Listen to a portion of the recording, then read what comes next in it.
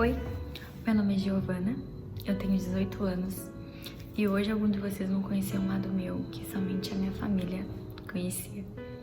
Vocês devem estar se perguntando, o que tu tá falando se eu entrei aqui no vídeo somente pra escutar como o movimento Despertar foi gerado? E não, teu testemunho de vida, só que o meu testemunho de vida é o Despertar. Bom, tudo começa quando a gente é criança, né? Quando eu era criança, era uma criança muito promissora, uma criança de muita fé, uma criança que acreditava que onde eu botasse a minha mão e eu orasse, aquilo seria curado, em nome de Jesus, aquilo seria sarado, e quando eu tirasse a minha mão, nenhum mal aconteceria sobre a vida daquela pessoa. E isso também eu fazia pra mim, né? Acreditava que quando eu tinha alguma até gripezinha, eu orava, Deus repreende, em nome de Jesus, sarava. E realmente, curava. E uma das provas disso foi que quando eu era criança eu tinha refluxo. E aí um certo dia eu falei pro meu pai, a próxima vez que eu for fazer o exame, eu vou estar curada. Meu pai, amém, que meu pai também, muito meu amigo assim, sempre teve muita fé. Meu pai, amém, vai estar curada. E aí a mãe muito preocupada, né? E aí eu fiz o exame, levei o resultado no médico e realmente eu tava curada.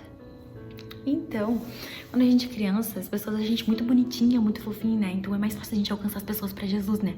Aí então a gente chega assim, mãe, tu quer ir lá no culto da minha igreja, sábado, eu vou dançar, porque eu desde criança eu ministrava, né? Então, eu vou dançar e não quer ir lá me ver? A gente usava essa coisa, e eu sempre muito aqui, né? Muito ligada. Vai lá dançar, eu vou dançar, eu queria que tu me visse. Já arrastava as pessoas pra igreja, arrastava meu dino pra igreja, porque eu ia dançar. E a gente sabe, né, que quando a gente vai pra um culto, a gente nunca sai igual a gente entrou, né? Então ele ia pra me ver dançar, porém ele já era tocado por Jesus ali. E então eu sempre fui uma criança muito promissora, né? Só que quando a gente é criança, tudo que a gente aprende, a gente guarda, né? Tudo que é plantado dentro da gente, a gente guarda. Tudo que é plantado dentro da gente floresce, né? Tanto pro bem quanto pro ruim. Então, eu cresci nesse ambiente cristão. Minha irmã e meu cunhado eram pastores de um determinado ministério. Então eu cresci nesse ambiente cristão, né? Ministrava desde os meus 5 anos de idade, sempre muito envolvida, né? Minha irmã também era líder da dança, então eu sempre muito envolvida nas coreografias. Só que quando eu cresci hoje, e há uns meses atrás, eu olhava pra trás e eu pensava, Deus, eu preciso resgatar essa criança. Só que ao mesmo tempo que eu falava, Deus, eu preciso resgatar e despertar essa criança, eu pensava, meu Deus, com ela tem muitos traumas, vai vir uma mochilinha carregada de trauma. E eu pensava, meu Deus, eu vou ter que esvaziar, e pra esvaziar dói. Porque só a gente sabe o quanto dói falar. Porque quando a gente esvazia, o único jeito da gente esvaziar nossa mochila é falando sobre ela. E falar sobre os nossos traumas são ruins, né? A gente sabe o quanto é ruim. Então, quando a gente tá na parte da infância, é onde a gente mais pega as coisas, né? É onde tá sendo a nossa formação de caráter. E então, quando a criança teve um momento da minha vida que meus pais trabalhavam assim praticamente no mesmo turno. Então eu ficava sob cuidado de outras pessoas, né, que não eram os meus pais. Só que aí que tá o problema, né? Ninguém cuida como os nossos pais. Ninguém cuida como o nosso pai. E então essas pessoas não souberam cuidar de mim. Essas pessoas, esse momento assim foi um momento muito ruim da minha vida, assim, que foi, eu acho que o centro de todos os meus traumas, assim, porque sim, foi um momento assim que cada pessoa que eu passava, assim, como eu ficava com várias pessoas, assim, foi um momento que cada pessoa que eu ficava gerava algo em mim, gerava um trauma. Porque tudo bem, claro, as pessoas não me batem, Giovana, tu era esculachada, era escravizada. Não, mas quando a gente é criança, cada detalhe conta. E não cale as suas dores, por mais pequenas que elas sejam. E então, esses traumas que foram gerados em mim na infância, eu fiquei com medo, né? Quando eu pensei que eu precisava despertar essa criança, eu pensei, meu Deus, eu vou ter que remexer lá, e agora? Só que, desde criança eu tenho crise do pânico. Desde os meus 6, 7 anos de idade eu tenho crise do pânico. E as minhas crises do pânico sempre eram porque eu tinha muito medo de ficar sozinha, muito medo de perder meus pais, muito medo da morte, tinha muito medo, assim. E eu acho que o medo de ficar sozinha era porque quando os meus pais iam trabalhar, eu ficava com medo, assim, né, deles não voltar. Ficava com medo de ficar sozinha porque eu tinha que ficar com outras pessoas e não com meus pais, né. Então eu ficava com isso, né, com esse medo, assim. Aí, então, eu tinha crise de pânico e, assim, eu não tenho nem palavras pra agradecer, tipo, o meu cunhado, que ele era meu pastor, e independente do horário, assim, porque normalmente minha crise de pânico era quando eu deitava a cabeça no travesseiro e ia dormir. Porque é o horário que a gente pensa que a nossa mente vai descansar e nossa mente trabalha, né? Porque tu não quer ouvir aquilo, tu não sabe. Tu bota a cabeça no travesseiro e tu, meu Deus, eu não quero estar. E a tua mente sempre ganha, né?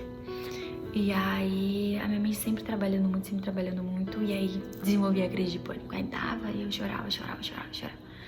Só que aí, como eu disse pra vocês, quando eu cresci, quando eu quis despertar essa criança, que eu comecei a rever os meus traumas, né? E a gente precisa falar dos traumas. E eu nunca gostei de falar, nunca. Assim, tanto que a maioria das pessoas, assim, da minha família que vão assistir esse vídeo vão pensar: meu Deus, a Giovana tinha ansiedade, crise de pânico. Porque na verdade quem sabe é meu pai, minha mãe, meu noivo, minha sogra e meu sogro, né, que começaram a saber agora, e a minha irmã e meu cunhado. São essas pessoas que sabiam, porque eram essas pessoas que intercediam por mim. É isso que eu digo, assim, ó. Nunca demonstre suas fraquezas pra quem não irá te dar força, assim. Demonstre pra quem vai te dar força, pra quem vai te ajudar a sair daquilo dali que você tá passando. Não pra alguém que vai falar, ou pra alguém que tu vai falar que tu tem os teus problemas, assim, a pessoa vai falar assim, toda hora com isso, isso é falta de Deus. Não. Depressão não é falta de Deus, ansiedade não é falta de Deus. E então, eu continuei com minhas crises de pânico, adolescente, crise de pânico, ansiedade assim severa, começou a se desenvolver de uma forma assim gigantesca que eu achava que aquilo ia me rasgar assim, ia sair, sabe? Porque eu já não tinha mais controle sobre aquilo gritava dentro de mim, gritava, e eu tive momentos assim que eu me machucava na crise de pânico, eu tive momentos assim que já tive tentativa de suicídio, porque na verdade a gente não quer se matar, né? A gente não quer matar a nós, a gente quer matar a dor que a gente sente. Eu queria matar a dor que eu sentia. Só que quando a gente tá sentindo a dor, a gente não acredita que aquilo vai passar. As pessoas chegam na gente e falam assim, vai passar, não sei o que, acredita que isso vai passar. Mas tu não quer saber disso. Tu quer que passe ali e agora, porque tu tá com tanta dor e tu tá há tanto tempo com essa dor que tu não aguenta mais ouvir as pessoas falar que vai passar e nunca passa, né? Teve um momento assim, nesse tempo assim que eu passei ruim, de ansiedade, depressão e crise do pânico, assim, que eu ficava me perguntando assim, pô, Deus, pior é que ninguém nunca veio profetizar sobre mim, né? Eu acho que eu não tenho uma promessa. Meu Deus, e se eu não tiver uma promessa, eu tiver, sabe? E a cabeça começa a desenvolver, e tu fica, meu Deus. Aí quando tu para pra pensar, meu Deus, eu tô voando longe, né? E aí eu sempre nesses questionamentos assim com Deus, sabe? Pô, Deus, queria tanto que isso fosse sarado em mim, queria tanto que isso fosse curado em mim, eu não aguento mais sentir isso. Todo dia é uma dor diferente, todo dia dói em um lugar diferente, e as minhas crises foram aumentando, eu comecei a sentir, a minha boca começou a adormecer, os meus dedos começaram a entortar, eu comecei a sentir parte do meu corpo adormecida, eu me machucava, e eu já não aguentava mais, assim, todo mundo intercedendo por mim, assim, a minha família, não tem palavras pra escrever o que foi a minha família, sabe? E aí Deus começou a falar pra mim, não é sobre ti. Não é sobre ti, sabe? Assim, falando, deixa de ser egoísta, não é só sobre ti. Tu precisa ser sarada, sabe? Eu precisava ser sarada, eu precisava ser curada. Só que antes de eu ser curada, toda dor tem um propósito. Toda dor tem um propósito. O meu propósito era a minha família.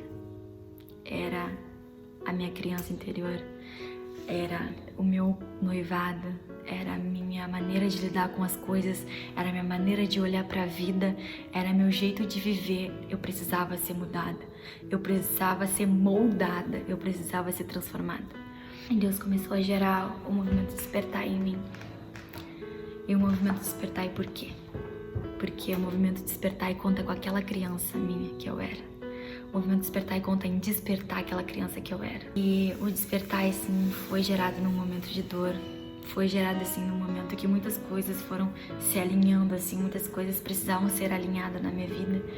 E então, Deus precisava me preparar para o movimento Despertar. Então eu precisava fechar essas brechas, eu precisava ser sarada em algumas áreas da minha vida, porque como é que eu iria falar pra você sobre ansiedade e depressão, como é que eu iria, sim, ter autoridade para poder ministrar sobre isso, sendo que eu ainda tinha feridas abertas. A minha pastora, minha sogra Vanessa, fala que a gente nunca pode expor as nossas feridas abertas, né? Porque elas estão ali com pus, né? Então a gente somente fala sobre as nossas cicatrizes. E eu precisava que os meus traumas se tornassem uma cicatriz. Pegou a minha criança interior e ele sarou todos os traumas que eu tinha. E eu digo sarou porque a gente só consegue ser curada dos traumas que fizeram em nós quando a gente libera o perdão. E liberar o perdão é que é o difícil. É que era extremamente difícil pra mim. Porque eu pensava, pô, eu não fiz nada. Eu era uma criança, por que eu tenho que liberar perdão? E eu entendi que não se tratava deles. Se tratava de mim. Porque eu tava. A falta de perdão é um veneno que tu engole sozinha, assim, que a pessoa até esqueceu que te fez mal. Até esqueceu a pessoa, quando vê ela nem assim fez assim com a intenção de realmente machucar. E eu precisava liberar o perdão. Então eu fui liberando. E hoje, antes eu me falava, Deus, qual é o meu propósito? Não tenho uma promessa, qual é a minha promessa? E hoje Deus me fez enxergar que a minha promessa são vocês. São vocês, porque depois que a gente passa por esse momento assim de ansiedade, dessas doenças assim que afetam a nossa mente, a gente desvaloriza a vida. A gente, como tentativa de suicídio, a gente acredita que a vida não vale mais a pena. Então, como Deus me sarou disso, hoje Ele me faz enxergar a vida com muito valor. Então, a minha promessa é a tua vida. Se a tua vida for tocada, assim, através dos vídeos que a gente tá fazendo, se a tua vida for alcançada, assim, cada mensagem que a gente recebe, assim, de pessoas emocionadas, de pessoas, assim, de pessoas reacendendo essa chama dentro de si, assim, despertando isso dentro de si, eu vejo assim, Deus, doeu, mas hoje vale a pena.